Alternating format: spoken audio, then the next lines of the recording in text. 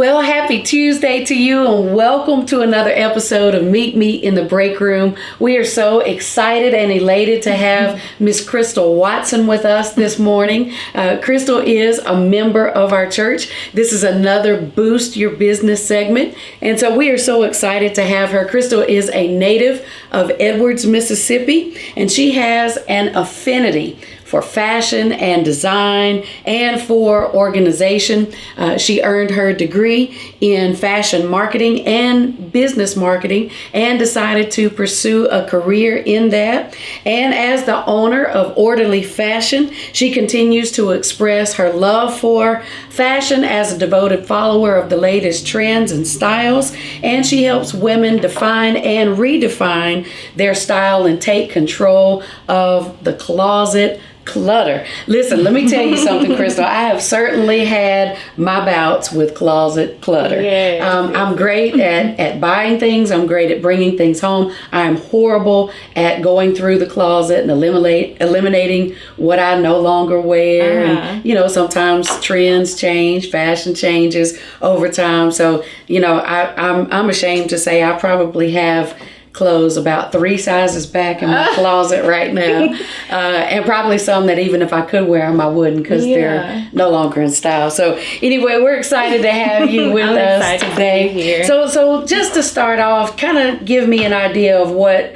really gave you such a passion for organization and eliminating clutter, and let's just talk about that. I would have to say that I am a natural organizer or organized person. I definitely got that from my dad and from my mom. So, you know, it was just pretty much already inherited, I guess you could say. So, yeah, but I would have to say that I find that surprising because you always look so well put together. So. Oh, well, thank you for that. So tell me about Orderly Fashion, which is the name of your business. Tell us what all you do. So Orderly Fashion is an in-home based service, and we provide wardrobe styling, closet organization, and personal shopping. And so our mission is to transform women's lives by implementing systems for their closets.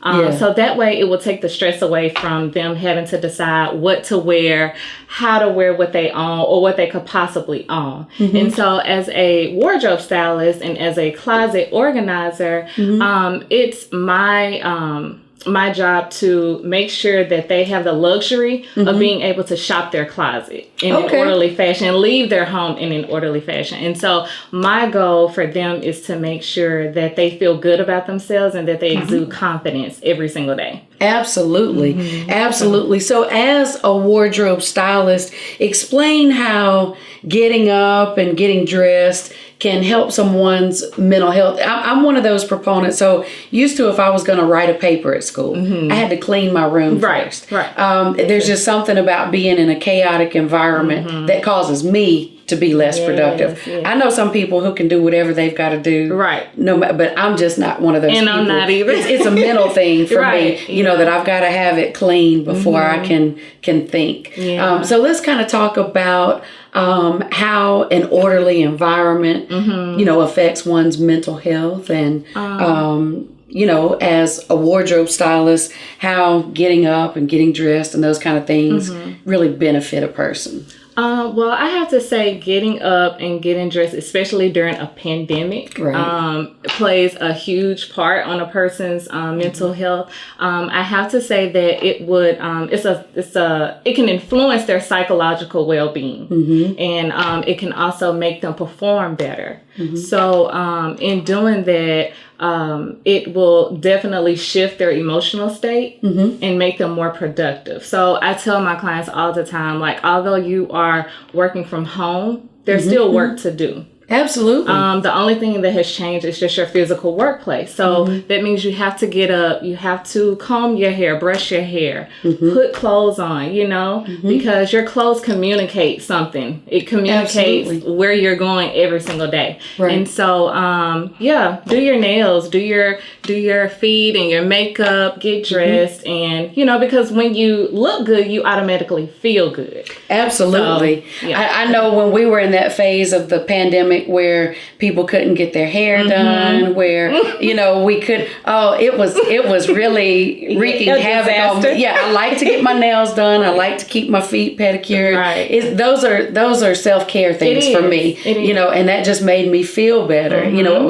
It was my therapy, if you will, to just take some time out. And so when we were able to do that, I was not in a happy place. Right, so right. I'm glad to see things getting back to normal a little bit. Yeah. But let me ask you this, Krystal. Okay. So when we're talking about implementing systems in our closet, let's talk about kind of how those systems operate, what some of those systems are. And then I want you to tell me maybe the top 10 items every woman should try to have in her closet. Okay, so implementing systems. So I'm going to give you guys some closet cleanup tips, okay? Because if you think about it, most of us only wear about 20% of our clothing. Yeah, you're probably right. Yeah, like you have all these clothes, but yet you find yourself wearing the exact same things. And I'm guilty of it too, because, I have my favorite pair of jeans. I'm wearing them right now. And so, but I have one favorite pair. Well, I'll say maybe two, but you may have like 20 pair, but you always find yourself going straight to those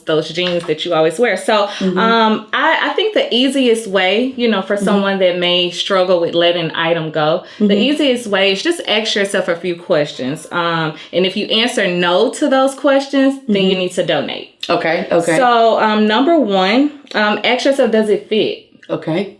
And does it fit? Can I even wear it? Would you even buy the item? If you saw that item in the store today, would you buy it? And will you even wear it? Right. Will you wear it? And is it stain, whole, or wear free? So if you answer no to any of those questions, it's time to donate. If it's something that you can't emotionally part from, which I find that in a lot of clients, they say, oh my God, my granddaddy, gave this to me. This is his sweater, or any sentimental items. Right. It's okay to keep it, but we just need to box it up and put it, somewhere else. It doesn't serve any purpose in your closet. And your closet is prime real estate, so you only want those items that you actually love and that you're going to use. I'll tell you something else that I've found interesting that I've seen people do, and something I did when my dad passed. My dad always wore these 4-pocket shirts. I mean, everybody who knew him knew he wore the 4-pocket shirts. And so I took one of those 4-pocket shirts after he passed, and I had a pillow made out of it with a handwritten note taken from a card he had given my mother. I had someone to stitch it. It looks just like his handwriting, but it's a 4-pocket shirt made into a pillow, and it has a nice little note. So my mother was able to keep something that belonged to him, that was sentimental to her, but it has a purpose, and it's not just hanging in the closet. Something else I've seen people do, like with t-shirts. Maybe they played sports throughout middle school or high school, and they hated to part with those t-shirts from, the championship. And this is something you can do for young men or for young ladies. I've seen them make quilts from their favorite t-shirts. So there's ways to repurpose those sentimental items to make them functional, where you're not just cluttering a drawer or cluttering your closet. So, all right. Okay. So what are maybe the top 10 things women should look to have in their closet? So for starters, number one, you want to have dark, well-fitted jeans. Okay. A fitted, polished pants, whether they be gray, black, any neutral color, or cream. A skirt. Or a little black dress. Every woman needs that. T-shirt, tank, scoop neck, V-neck, neutral colors. Okay. A good blouse is also a good staple piece to have. Sweater, a duster, those long cardigans, scarves, as far as accessory goes, and either a jean, a leather, or a military style blazer or jacket. Those are good. Heels, boots, flats, and sneakers. And then last but not least, good foundation wear. Absolutely. Okay. Can you provide some closet cleanup tips?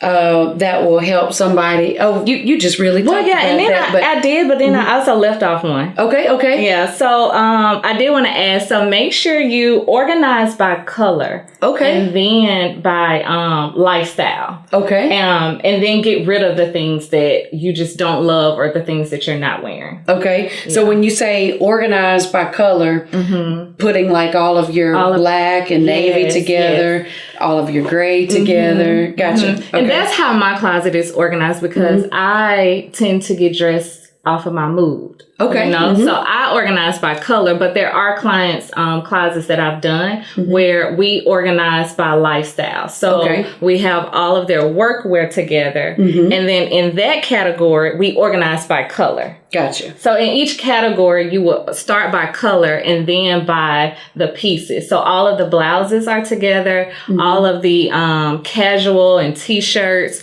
are hung or either folded. And so, so you have your workwear, your athleisure, and your casual. Okay. Very good. So I know shoes are a big deal for people. Yes. And I used to be one of those people. I would keep my shoes in the box that they came in. Okay. But the issue was I would forget what I had, and I couldn't always see. So let's talk about how to organize shoes, especially if you've got limited space. Because I know for a lot of people, that's kind of the issue, especially if you live in an apartment or, a smaller home. Typically, they're not real generous with closet space. They're right. So I would suggest taking the shoes out of the original shoebox. Why? Because if you think about it, the shoe boxes come in different variety of sizes. They take a lot of space. They are bulky. And so I would say take them out of the boxes. Get you a uniform look. They have shoe containers. The Container Store, which is really, really a good place to shop for shoe containers. That way all of your shoes are organized and they're the same color and you can see them. They provide like a clear view in the front. You can let the lid down. You can see which shoes are in there. And they're very slim and, compact, very stackable. So I would suggest that. Also for small closets, it's best to not have your shoe. Well, in any closet, it's best to not have your shoes on the floor, especially if you own a lot of shoes. Don't have them on the floor because they tend to be tucked away, underneath your clothing. So I would say elevate them or get a good shoe organizers. They have shoe organizers that you can slide under the bed. They have some that you can hang on the back of your door. And so that way you are using every space that you have. You're not limited. I mean, although you may be limited to space, but there's still a solution for every size closet. Sure. Okay. So you said you organize according to color, according to lifestyle. What are some other systems in organizing the closet? I would have to say also by what you wear mostly. Okay. What you use mostly. So anything that you are not using at the moment, especially like out of season clothing, I tend to store those in another part of a client's house. Okay. In an extra closet. But you also, you just want to be able to see the items that you can fit, that you can love, that you know you're going to wear, and you want to have those in arm's length. So I would say definitely by, what season we're currently in also. And so, I've had a situation where I'll use my current clothes, based on season in my regular closet. Then we have an extra closet where I'll put my winter clothes or, the season that we're not in. But sometimes when you swap those back out, you'll find that a moth has been in your closet. So what are some things you can do to moth-proof your closets? I would say make sure you are getting a storage. Like me, I have like a deep storage thing that, protects your clothing from that. Invest in some garment bags or maybe, put some, you said moth those little moth balls. Yeah. Moth balls will be really good to put in your closet or, when you're storing things away. Right. Yeah. So when someone comes, so you do organization, which is like closet organization and those kinds of things. You also do shopping for people. Yes, I love to shop. Yeah, me too. That's something we have in common. But when you are a personal shopper for people, what are some questions you ask them before you go and start shopping? So I typically start with a style questionnaire. I need to know, and honestly, on the first shopping trip, I have to take the client with me. Okay. But before then, I do have them to answer a style questionnaire. So what is your height, your eye color, your hair color, your complexion? What assets do you love about yourself? What assets do you dislike or less likely care for? Because some people, they love their arms. So, if you love your arms, then I know I'll be able to shop for sleeveless tops for you. If you're not so crazy about your arms or your abdomen is like something you want to try to conceal, it's very important to know what type of blouse that would be flattering for that body type, what color. And so there's just all, or what is your style? Who is your style inspiration? What is your style goal? And so, that just really helps me to see, okay, I need to go to this store. I need to not go to this store, and also their occupation. Okay. Yeah. That's very good. That's a few questions. So if there's somebody who's watching today who says, I need a personal shopper, or someone who says, oh, I need somebody to show me how to organize my closets, and I'm sure you do more than just closets too. I'm sure you teach people how to organize cabinets. I think it's funny you say that. Okay. That's what I did when I started Orderly Fashion, but eventually I was like, you know what? I don't know. This is a little much for one person. And so I had to narrow it down, and I narrowed it down 2 closets. But initially I did organize home. Okay. And then you're a personal stylist. Yes, ma'am. So if there's someone who's saying, I want a different look, but I don't know how to achieve that, then they can reach out to you and set an appointment. Yes, all right. So for people who are interested in utilizing your services, how can they reach you? So I am on Facebook at Orderly Fashion and Instagram at Orderly Fashion _. And on either of those pages, you guys can find my information in the bio. I have a link in my bio that you can click to book an appointment and learn more. And also my pages will also provide information about my services. So. Well, very good. You have heard it from the fashionista herself, Miss Krystal Watson. So if you need a personal shopper, if you need an organizer, or if you need a stylist, you can reach out to Miss Krystal Watson and you can utilize her services. Well, Krystal, we want to thank you. Is there anything else you want to share? Anything else you want to add? No, just thank you. Absolutely. Thank you for having me. Absolutely. The pleasure is all ours. And we are so grateful that you stopped by today to share with our viewing audience. And we look to have you back soon. Okay. And listen, I'm letting you know she is great at what she does. So look her up, utilize these services. We want to thank you for taking time to meet us today in the break room. And we will be back very shortly with our next guest.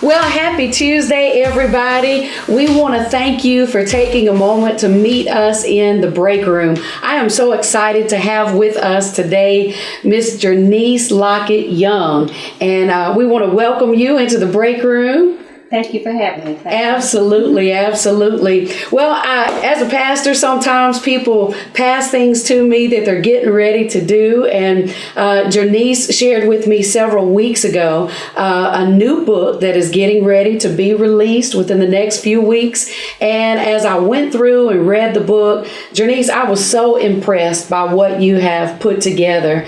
And what Jernise has is a book called Making Your Money Work for You. This is a savings guide for beauty professionals. And I'm telling you, this is so needed, especially within that particular market. As a pastor, sometimes people will come in for counseling. Sometimes it relates to finances and budgeting and things of that nature. And so I am so just excited to see what you have put together for both barbers and stylists, cosmetologists, estheticians, nail techs. This is going to be a game changer for so many people.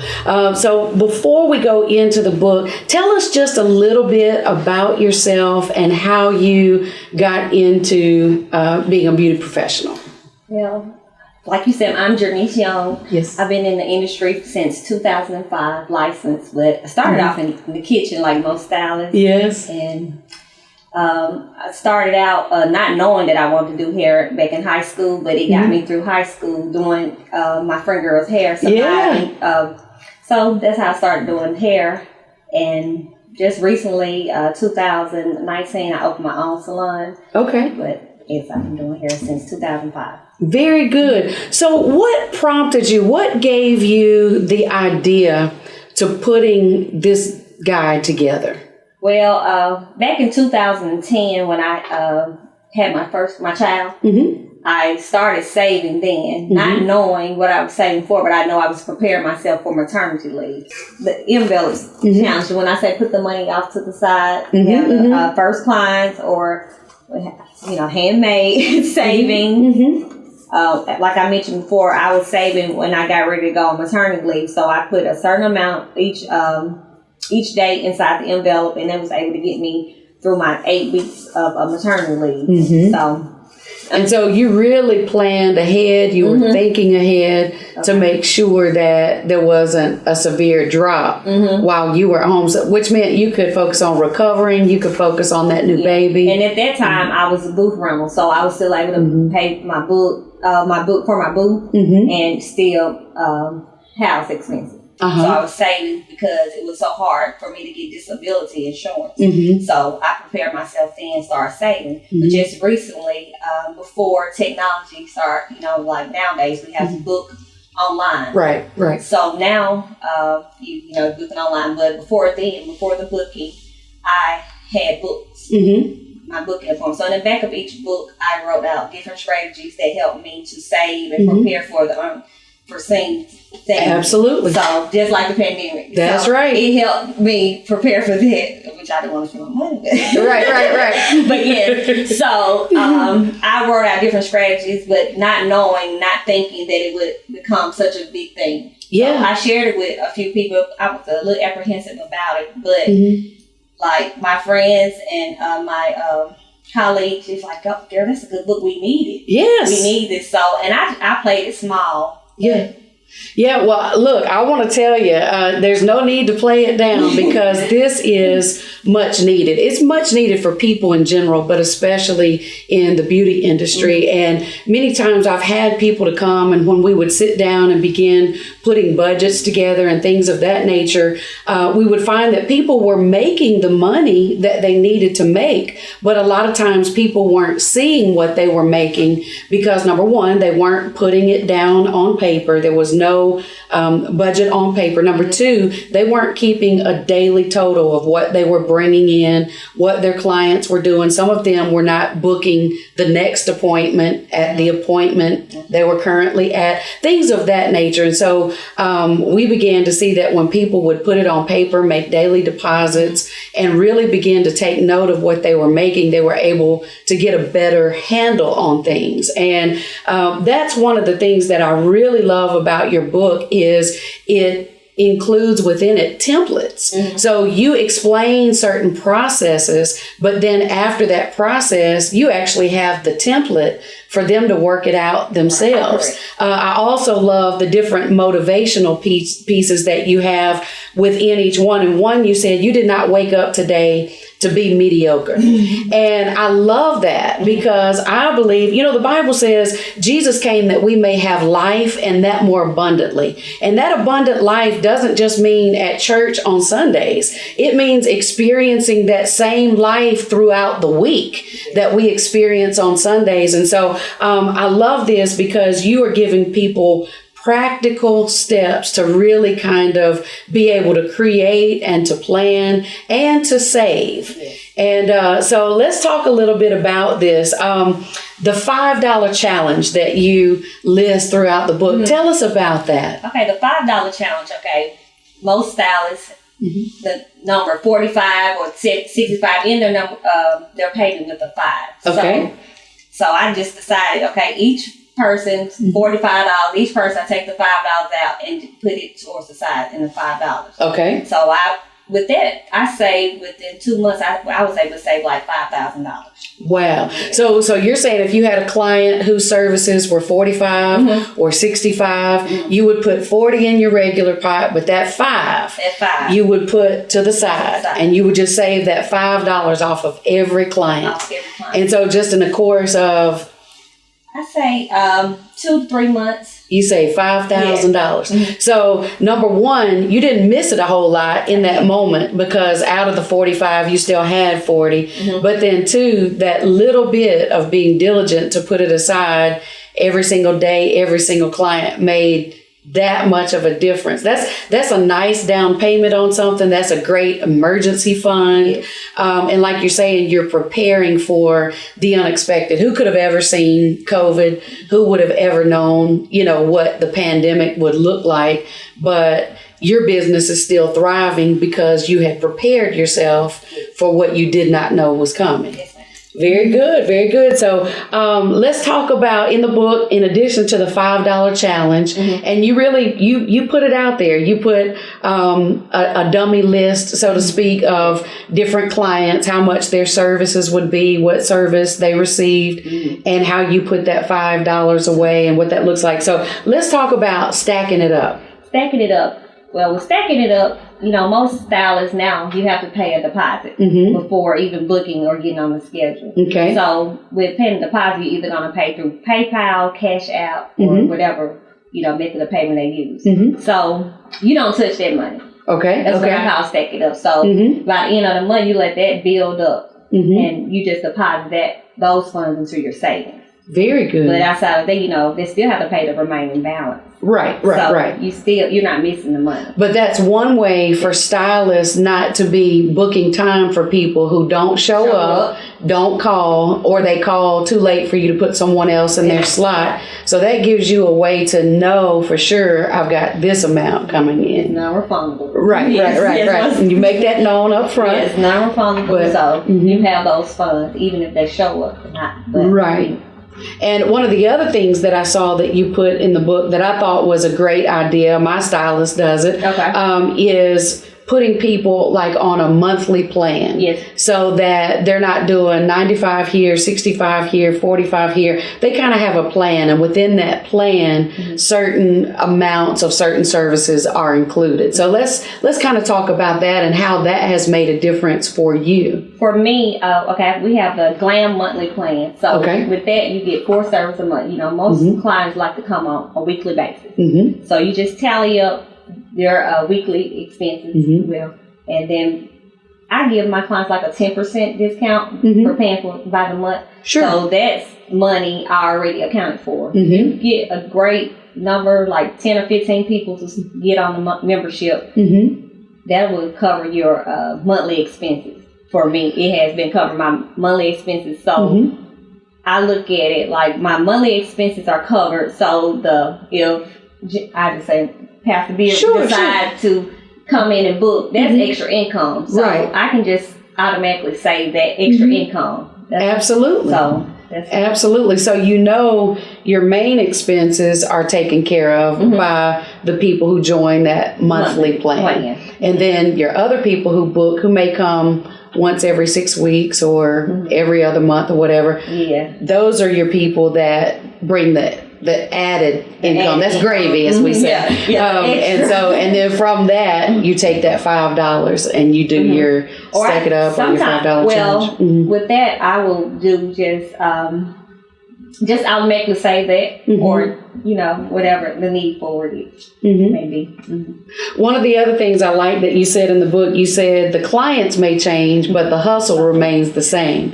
And I really like that, because basically what you're saying is the plan will work if you work the plan. It doesn't matter who the client is or whether you have clients who come and go or new clients. The plan works. And so as long as you work the plan, you're going to have what you need in place. And there's, I always think about, even though I'm not a Patriots fan, I always think about the Patriots, because one thing that Bill Belichick has done as their coach, he has a certain plan in place. And so even though the players change, his plan works consistently. I mean, we're all praying every year that the Patriots don't go to the Super Bowl. And so, but he's got a plan that works. And that's the thing that I love about this. It's not dependent upon who the clients are.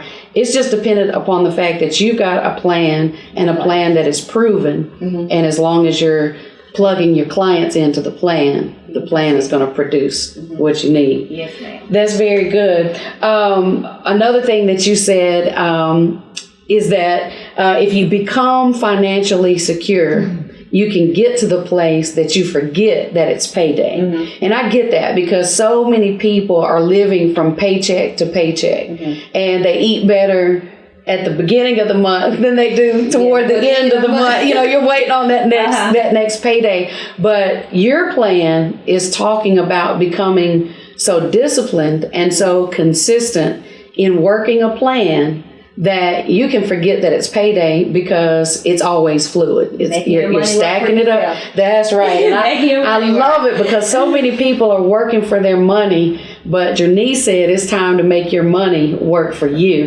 And I love that, because I've seen so many people in the beauty industry, like I say, who they were making the money. They had the income, they had the clientele, but they weren't living the way they wanted to live, because they didn't really know what to do with what they were bringing in. And so you're providing very, very practical steps to making that money work. So tell us some other things that I haven't shared that you really want to point out that is available in the book. You kind of point out everything, but you have where you can write down your dreams, write down your goals. What are you saving for? How are you saving? What's your plan? And I think that's important too. The Bible says, without a vision, the people perish. And one of the things at the top of the book, you said, is know why you're doing what you're doing. So you got a plan. Know what you're planning for. Know what you're saving for.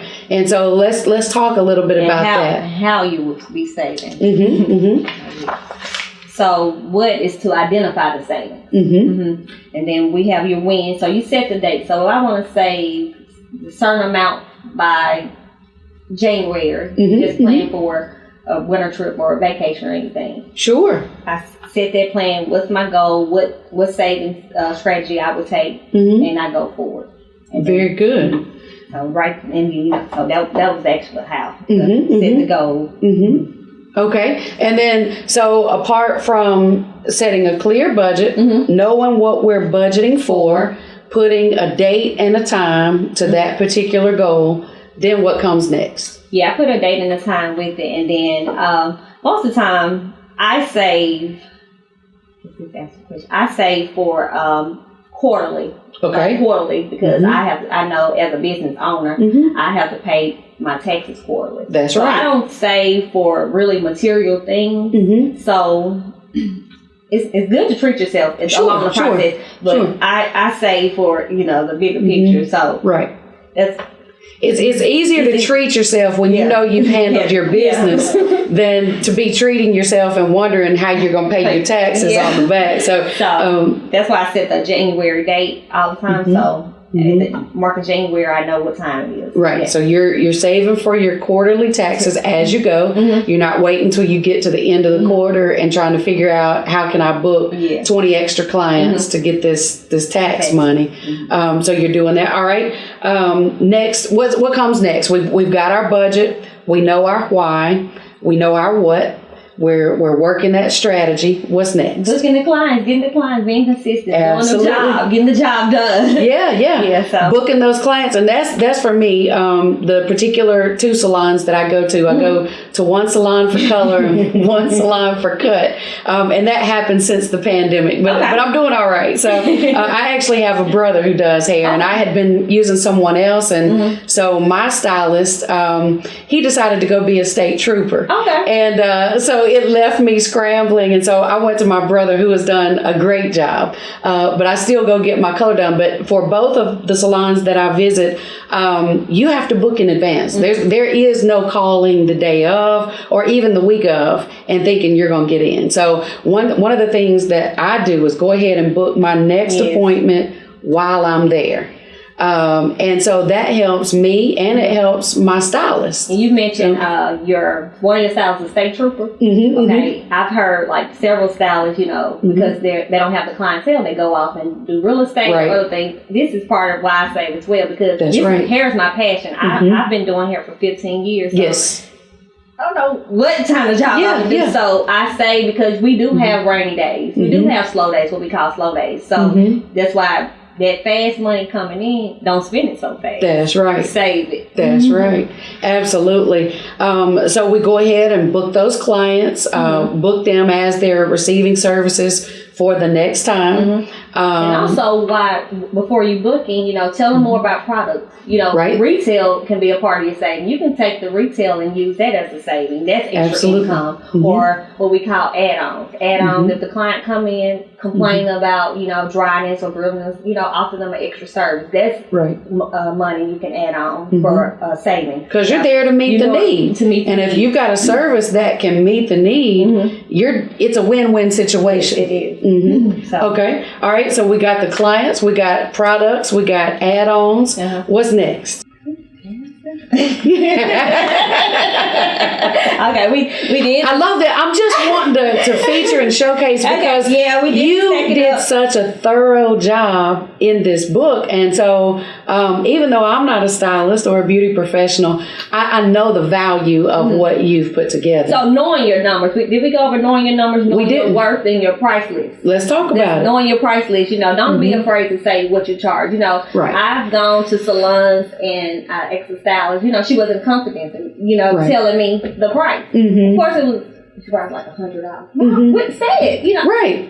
Hey, Jernise, it'll be $100 today. Right. So be confident in, telling your price. Absolutely. Don't be afraid to say, upon booking, I knew I had to pay $100 or more, so don't be afraid. And one thing about it, sometimes you pay more to get more. The cheapest isn't always the cheapest, and the most expensive isn't always the most expensive. I've seen people, unfortunately, go to people who use cheaper product, but that cheaper product caused hair problems, breakage, scalp problems sometimes, and then they would still end up spending the money to go to another stylist to fix what the cheaper stylist. I use this strategy. I use this. You're doing fine. I always say, okay, you can go to a steakhouse and get full for an hour and pay $100. Then you come to the beauty shop, you don't even want to pay $100, which it'll last a week. So, that's right. You get what you pay for. Absolutely. Absolutely. Yeah, and so it's important to know your worth and to know the value of the services you provide. All right. So what are some other best practices that you can share with those who are beauty professionals? Best practice. And I love this because this works for not just those who do barber or styling or cosmetology, but this works for nail techs. This works for anybody. And I have an assistant. So I have an assistant that comes in with me every day, each day. So it's a certain amount I pay her daily. I even have a strategy for assistants. it. So that's very good, because I have heard people say, if I had somebody who could answer the phone while I'm working, or if I had someone who could receive my clients as they come in, it's just that added touch, more customer service. And then you're able to service more people if you have help. Don't be stingy with them. It's enough. If you need help, you're able to service more people, get the clients in and out. No one wants to sit in the salon 5 to 6 hours. Right. So turnaround time is good. Yeah. And it gives them a more pleasant experience, that they're not just coming to get their hair done. It's a whole pampering experience. It's not a rush, right. She's rushing on her to service her needs, but it's a simple line of action. And whichever client you're working on in that moment feels like they're getting that one-on-one experience. That's right. Very good. Yeah. All right. What else do you have for us? I also have the withdrawal slips in here. So this relates to the salon assistant, because you pay the salon assistant. So the assistant can either let you withdraw from their pay before, so she won't touch the money and see it. And we just keep a track of the balance and how much the deposit savings is actually is. So. I love that. And that's one of the things I was saying. The templates for all of this are in here. So when they get this, all they've got to do is plug their individual information in. Yeah, monthly expenses. You've done all the work for them, laid it out. And so here are your daily goals. What's your weekly goal of savings? How are you going to save it? What strategy you're going to use today? So, with the 31 days of saving, the average client service, like a regular shampoo style, is $45. So you do $45 a day times, 5 work days, that's $225 worth of savings.